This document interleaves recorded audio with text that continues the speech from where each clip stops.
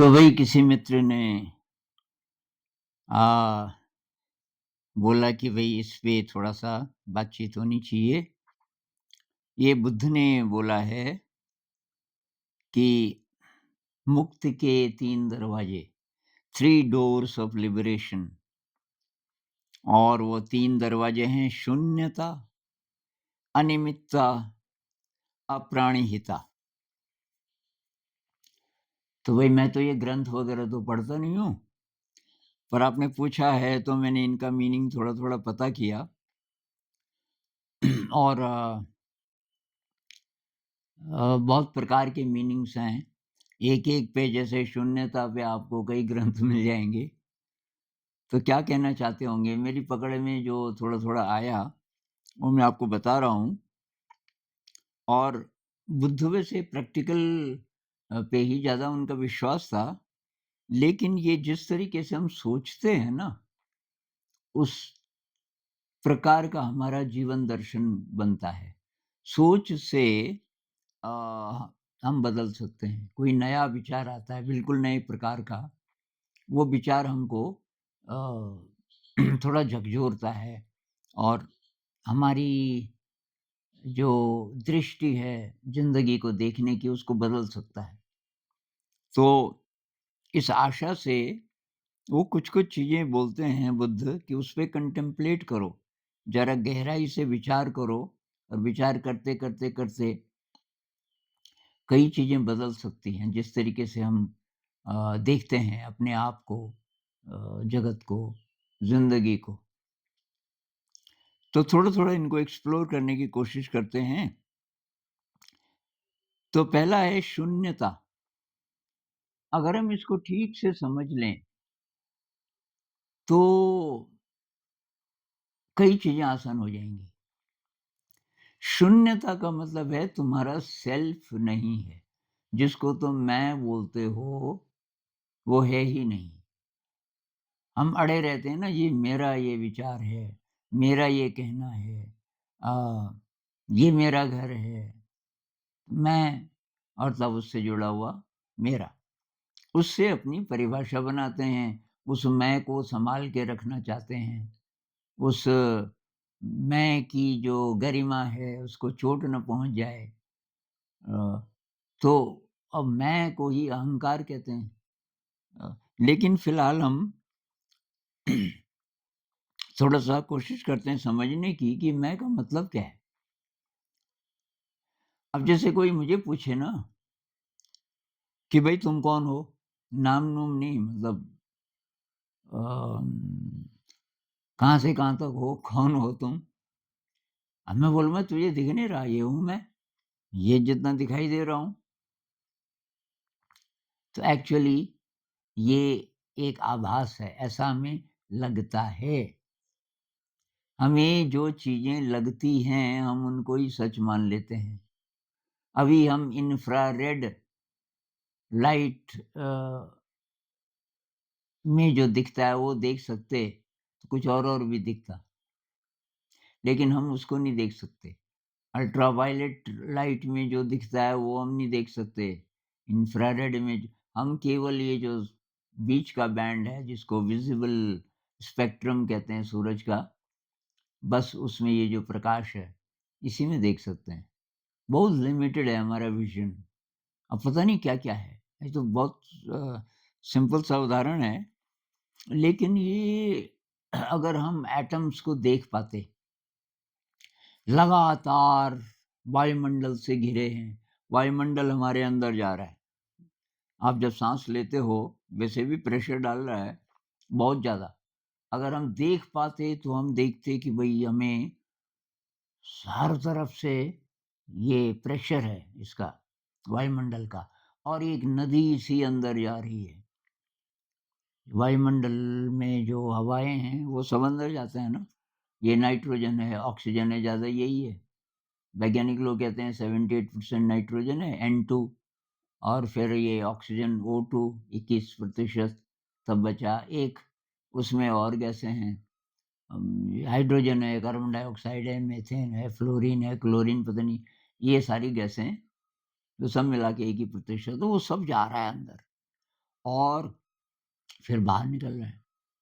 जब हम साँस छोड़ते हैं उसमें केवल कार्बन डाइऑक्साइड नहीं होता, हमारे शरीर के अंदर की पता नहीं क्या-क्या चीज़ें हैं। तो ये केवल वैज्ञानिक नहीं, संत लोग भी गुरजेफ तो कब बोल गए थे, तब साइंस इतनी विकसित हुई नहीं थी। आज से करीब 100 साल पहले, 100 नहीं तो 80-90 साल पहले उन्होंने कहा हम सब एक ही हवा साँस लेते हैं, लेकिन एक ही हवा नहीं छोड़ते। मतलब कार्बन डाइऑक्साइड तो सब छोड़ते हैं पर उसकी क्वालिटी सबकी अलग-अलग है।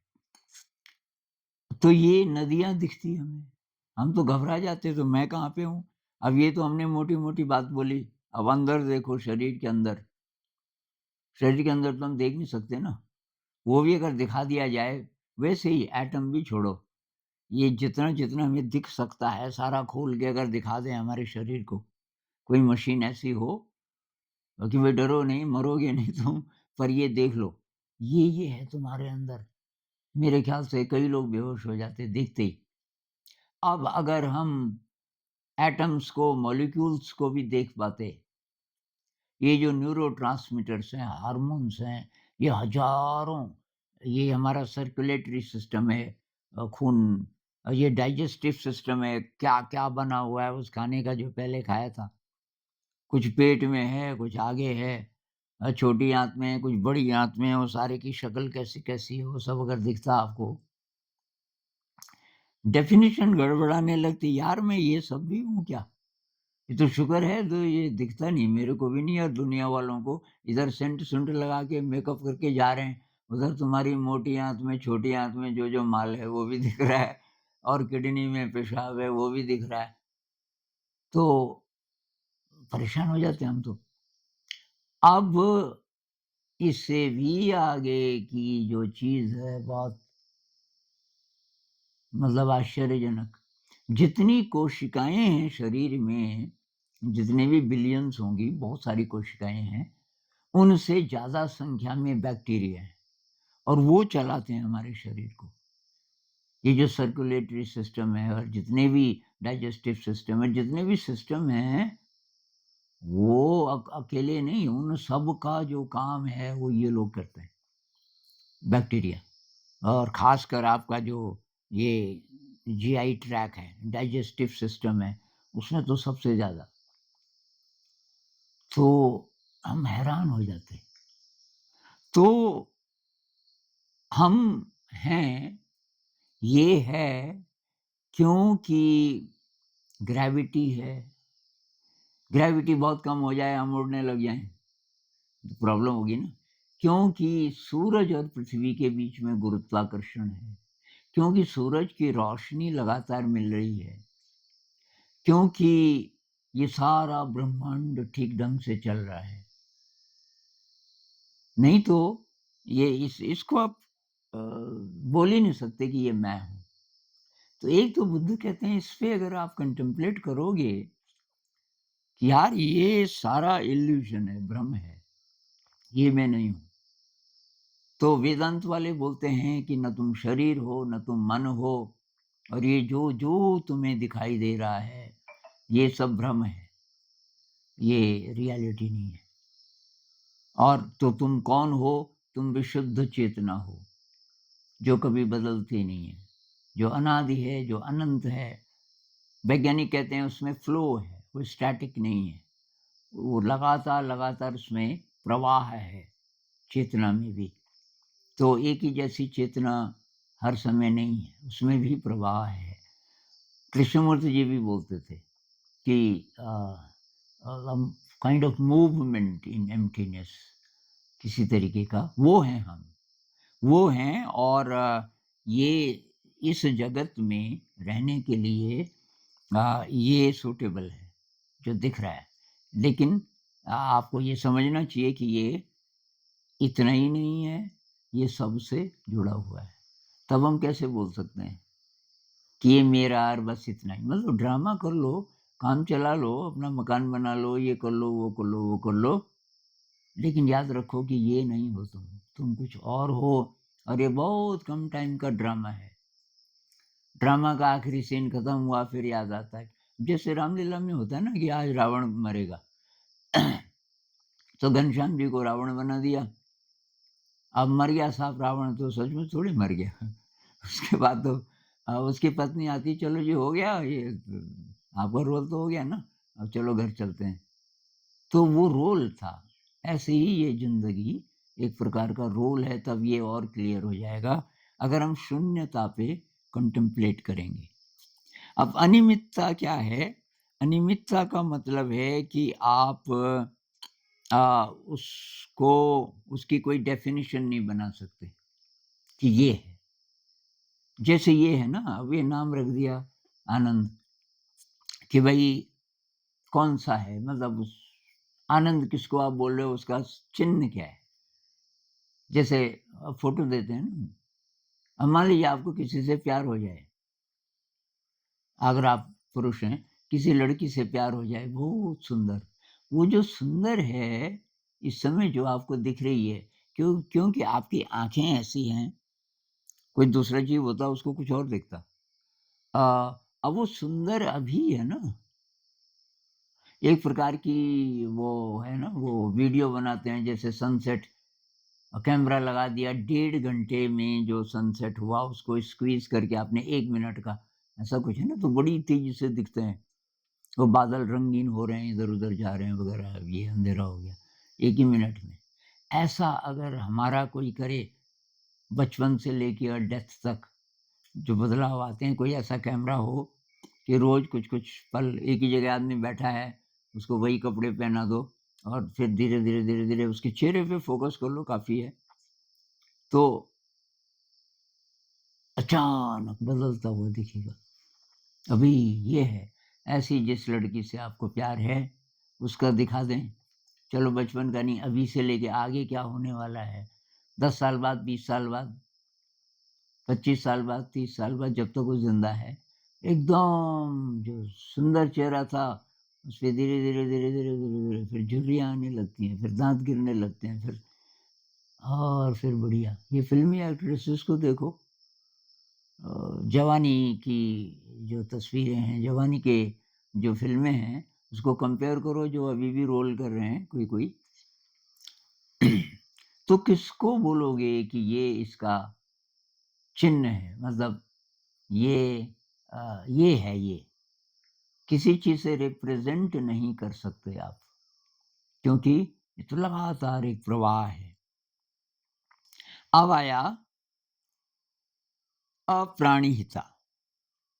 तो अनिमित्ता को अगर हम समझ जाएँगे कि यार ये सुंदर दिख रहा है, लेकिन ये अभी दिख रहा है, ये तो अभी बदल जाएगा, बहुत जल्दी बदल जाएगा।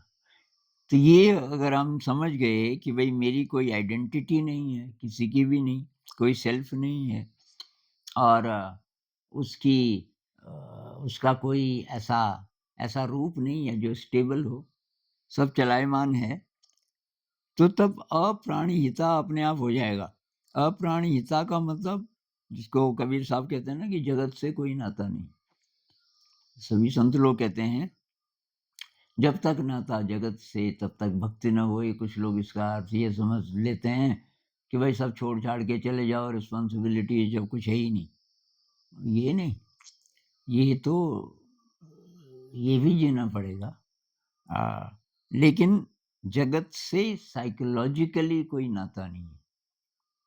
2 प्रकार के नाते होते हैं, एक तो फिज़िकल, वो तो है जगत से। रोटी, कपड़ा, मकान ये सब जगत से ही आ रहा है। हमारे जानने वाले, हमारे दोस्त जिस-जिस चीज़ से जिस-जिस व्यक्ति से आपका संपर्क है, वो सब जगत में है। लेकिन जगत में आपका कोई ऐसा एम नहीं है कि मुझे इसलिए मैं पैदा हुआ, मुझे ये करना है। वो आप कर लोगे, लेकिन वो नहीं है असली एम, वो ड्रामा का हिस्सा है।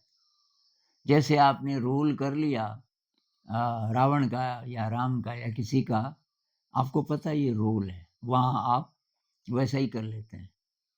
लेकिन एक्चुअली तो आप कुछ और हैं, एक्चुअली तो हम प्योर कॉन्शियसनेस हैं।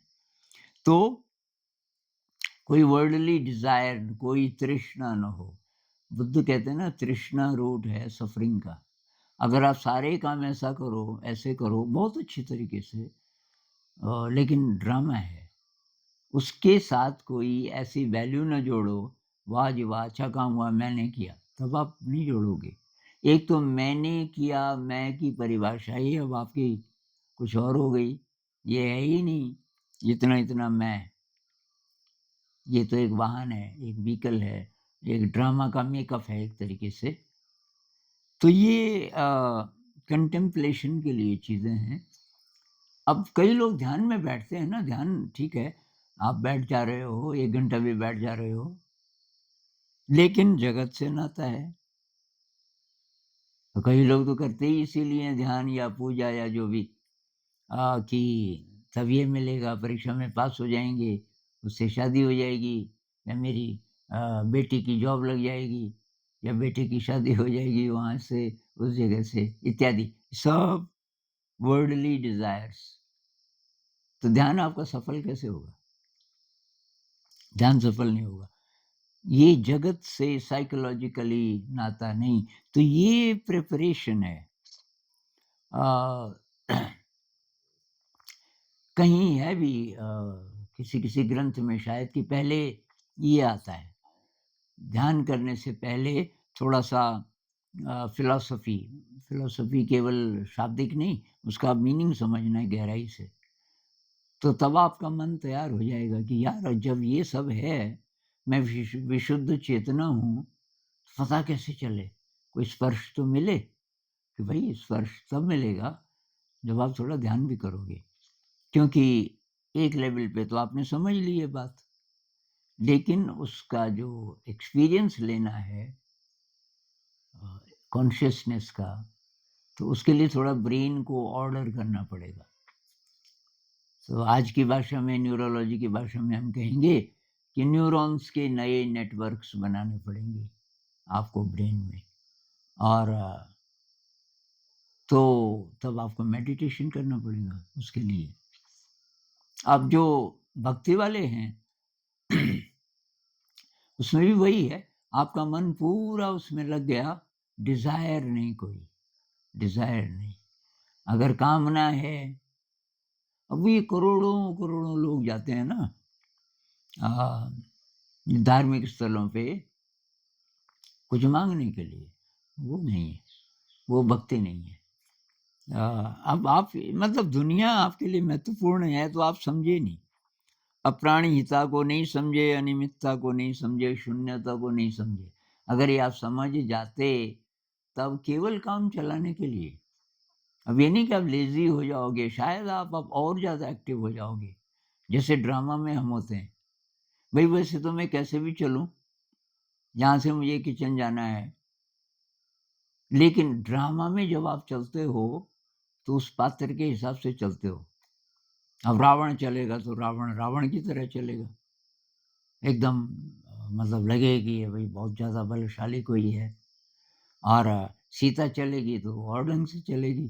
जो रोल आपको मिला है, किसी ज़माने में मुझे सीता का रोल देते थे क्योंकि मेरी आवाज़ पतली थी 15-16 साल तक।